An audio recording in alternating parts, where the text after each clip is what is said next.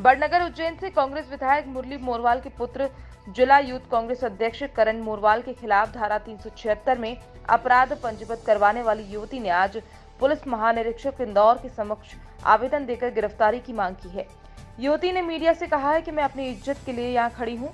कांग्रेस विधायक के बेटे करण मोरवाल को अब यदि गिरफ्तार नहीं किया गया तो यहीं जान दे दूंगी। हाँ, शुरू से मतलब कि आपने बैनर कब किया था, उसका गिरफ्तारी नहीं हो पाई है। आज आप क्या बात करने के लिए इनसे आए हुए हैं? ठीक है, ये बताइए।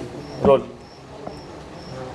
मैम, आज आप आईजी शिकायत करने आए हुए हैं और एक विधायक बेटे का नाम आना सामने, क्या है पूरा मामला सर? जिसके देखिए, विधायक पुत्र करण मोरवाल, मुरली मोरवाल के वो सुपुत्र हैं और यूथ कांग्रेस के पूर्व जिला अध्यक्ष थे और अभी भी कुछ वो राष्ट्र की बॉडी में जाने वाले थे। उन्होंने काफ़ी समय से मेरे पीछे पड़े हुए थे शादी के लिए। उन्होंने जिस तरीके से मुझे झांसा दिया, मंदिरों में ले जाना, पूजा करना, हिंदू धर्म के अकॉर्डिंग सारी रीति रिवाज करना, इस तरीके से उन्होंने मेरा दिल जीता। और दिल जीतने के बाद में उन्होंने मेरे साथ प्राइड होटल में मुझे उस दिन 14 तारीख को लेके गए थे और उन्होंने जो उनको दुष्कर्म मेरे साथ करना था वो कर चुके हैं। सविस्तर मैंने एफआईआर में नोटिस किया, मैं इतना बोल नहीं सकती। और 1 तारीख को 1 अप्रैल को मैंने डीआईजी साहब को आवेदन दिया था।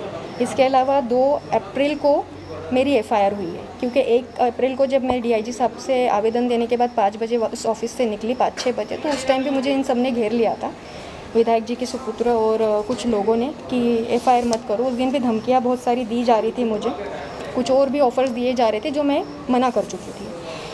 आज मुझे मेरी इज्जत के लिए खड़ा होना पड़ रहा है फाइनली, क्योंकि उसकी गिरफ्तारी नहीं हो रही है। 3 महीने हो गए और वो खुद के गार्डन पे बड़नगर में आराम से रह रहा है। आज तक एक बार भी उसके घर तक पुलिस नहीं गई है। मैं बहुत बार बता चुकी हूँ पुलिस को कि ये नंबर है, आप ट्रेस करवाइए। बहुत सारी ऐसी चीज़ें मैं झेल रही हूँ। क्या कानून व्यवस्था विधायक पुत्र के लिए अलग बनी है या आम जनता के लिए अलग है, ये मैं न्याय पूछना चाहूँगी शिवराज सिंह चौहान जी से, जो इस प्रदेश की हर बेटी को बोलते हैं कि वो भांजी है। तो आज मैं शिवराज सिंह चौहान जी से, सीएम साहब से न्याय मांगने के लिए ये आईजी ऑफिस आई हूँ। मुझे आवेदन देना है। जिस तरीके से करण मोरवाल लड़कियों के साथ खेल करता है, 5वीं में लड़की थी, ऐसा उसका खुद का दोस्त, कज़िन भाई मुझे रिकॉर्डिंग में बोलता है कि आप 5वीं लड़की हो, भूल जाओ सब कुछ। पूर्व में भी करण मोरवाल की एक एफआईआर है जो प्रतिष्ठा भार्गव नाम की लड़की ने करी थी। इवन मुझे एक कॉल आया था लड़की का, उसने खुद ने एक्सेप्ट किया कि वो बोलती है कि मेरे 2 बार अबॉर्शन हो चुके हैं, तुम्हारी लाइफ स्पॉइल हो जाएगी। जो मेरे पास सबूत है पूरी तरीके से रिकॉर्डिंग के तौर पे, वो तक बोले गए। ऐसे पिता पुत्र पे मुझे समझ नहीं आ रहा है कि अभी तक कार्रवाई क्यों नहीं हो रही है। जो अपने खुलेआम बड़नगर में ज़मीनों पे, दुकानों पे कब्ज़ा करते हैं, उनकी इलीगल गार्डन है पूरा, वो विधायक होने के नाते धौंस दिखाते हैं लोगों को। पूर्व में भी करण मोरवाल 2020 में पटवारी जी को धमकी देते हुए खुलेआम उनका ऑडियो रिलीज़ हुआ था, जो आप सबने देखा भी होगा। इवन अभी जो किसान का जो कार्यक्रम हुआ था बड़नगर में, वहाँ पे भी उसने दादागिरी दिखाई थी पुलिस प्रशासन के साथ में। इस तरीके से जो गुंडा एक लड़का अपने पिताजी का सहारा लेता है बार बार विधायक होने का, क्या उस पर कार्रवाई नहीं होगी? मेरे को ये क्वेश्चन करना है। दूसरी चीज़ ये है, विधायक जी के ऊपर, स्वयं के ऊपर 30 जो अपराध है वो पंजीकृत है। इवन कुछ अभी जो रिपोर्ट आ रही है उसमें मेरे को ये पता चल रहा है कि शिवराज सिंह चौहान जी से बात करके हम लोग बीजेपी में शामिल हो जाएंगे।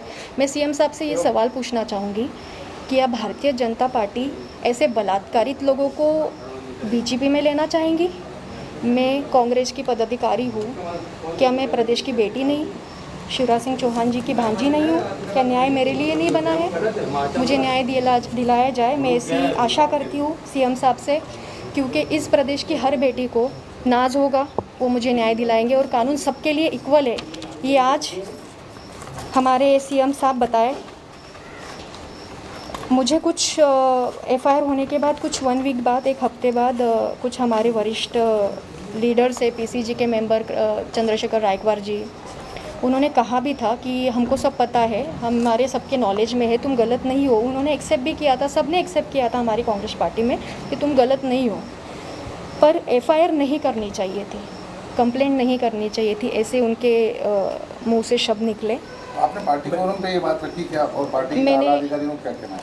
जी, मैंने रखी थी ये बात। सबसे पहले मैंने संगठन में कंप्लेंट करी थी एफआईआर होने से 2 दिन पहले, क्योंकि मैं संगठन के पास पहले गई थी, फिर वहाँ से कोई रिस्पॉन्स नहीं मिला। उसके बाद मुझे एफआईआर करनी पड़ी थी। और विशाल पटेल जी के जो होटल है सत्यम पैलेस, वहाँ पे हम लोगों को बिठाया गया परिवार के साथ में। वहाँ पे भी यही चर्चा हुई, करण मोरवाल जी भी वहाँ पे उपस्थित थे पर वो हमारे सामने नहीं आए थे। और मुरली मोरवाल जी वहाँ पे थे, उनके कुछ लोग थे, कुछ पार्टी के लोग थे सीनियर, सबका यही कहना था कि तुम गलत नहीं हो। इवन उस दिन भी उसके पिताजी, करण मोरवाल के पिताजी ने कहा कि मैंने ये सब चीज़ें पेपर में बोली भी है, ब्लैकमेलिंग की, तुम्हें को तो बोलना पड़ता है क्योंकि मैं विधायक हूँ। मतलब आप विधायक होते हुए झूठ बातें बताओगे, ये कौन सा तरीका है? आपने पार्टी के और वरिष्ठ नेताओं से भी शिकायत की? मैंने सबको मेल करे, देखिए मैंने सबको मेल करे। मैंने राहुल जी से लेके दिल्ली लेवल पे हमारे संगठन पे सबको मेल करे। कोई मदद करने के लिए मुझे वहाँ से रिस्पांस तो नहीं मिला, पर हाँ कुछ मेल के बाद मुझे विक्रांत भूरिया जी ने एक निष्कासित लेटर निकाला, जिसमें करण मोरवाल के लिए निष्कासित लेटर था, जिसमें जब तक केस चल रहा है तब तक उसको निष्कासित किया जाता है और शून्य की जाती है उसकी सदस्यता, ये उसमें वो था। बट उसमें ये हो गया कि मेरा नाम उन्होंने डिक्लेयर कर दिया। अब प्रेस नोट में नाम देना ये शायद गलत हो गया थोड़ा सा, क्योंकि पीड़िता का नाम नहीं दिया जाता है, सुप्रीम कोर्ट के आदेश है।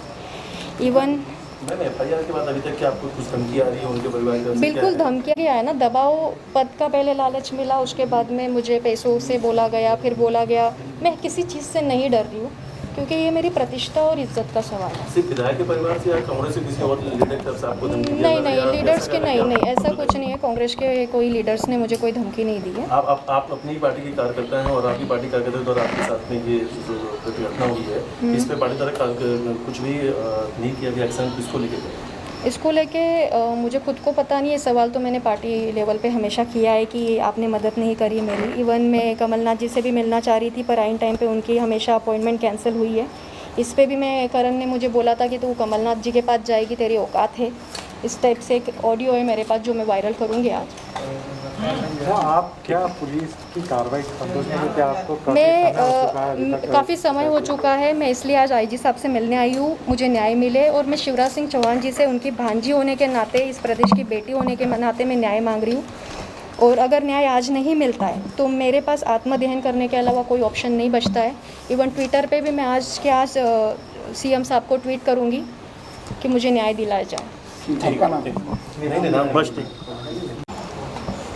इस पूरे मामले में पीड़िता ने एक आवेदन दिया है और इसने आरोपी के वर्तमान अपराध के साथ साथ उसके पुराने जो अतीत में कुछ जो आपराधिक रिकॉर्ड रहा है उसकी भी जानकारी संलग्न की है और कुछ और भी आपराधिक जानकारियां इसमें संलग्न की हैं।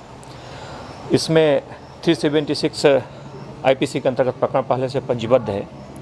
इसमें टीम जांच कर रही है। निश्चित तौर पे उसमें कुछ समय हो गया, उसमें तत्कालिक रूप से गिरफ्तारी की जाएगी क्योंकि प्रारंभिक विवेचना पूरी हो चुकी है। इसमें संबंधित विवेचक और अधिकारियों से मैं तत्काल बात करूंगा और शीघ्र कार्रवाई और गिरफ्तारी सुनिश्चित कराई जाएगी। अगर इसमें किसी अधिकारी की कार्रवाई में शिथिलता पाई जाएगी या इसमें शिथिलता अगर रही होगी तो उनके विरुद्ध भी कार्रवाई की जाएगी। इसमें कांग्रेस के बड़े नेताओं के भी नाम सामने आया, उनके खिलाफ कार्रवाई की जाएगी। इसमें मुख्य तौर पे आरोपी के रूप में जिस व्यक्ति का है, आरोपी के रूप में जिस व्यक्ति के विरुद्ध आरोप है उस के विरुद्ध निश्चित तौर पे उसकी गिरफ्तारी सुनिश्चित की जाएगी। साथ ही साथ इसमें जो नाम है, जो आपराधिक रिकॉर्ड दिए गए हैं, उन आपराधिक रिकॉर्ड से इस अपराध का सीधे संबंध नहीं है। उससे जुड़े हुए लोग जो दूसरे अपराधों में रहे हैं उनका विवरण है, लेकिन इस अपराध से सीधा इस रिकॉर्ड का संबंध नहीं है। लेकिन इस मामले में जहाँ तक जिसकी संलग्नता पाई जाएगी, जिसकी सहभागिता है इस पूरे अपराध में, जो आरोपी है, उसके बाद चूँकि विवेचना इसमें चल रही है, टीम जांच कर रही है, उससे निर्देशित किया जाएगा कि शीघ्र उसमें विवेचना को पूर्ण करें और आरोपी की गिरफ्तारी सुनिश्चित करें।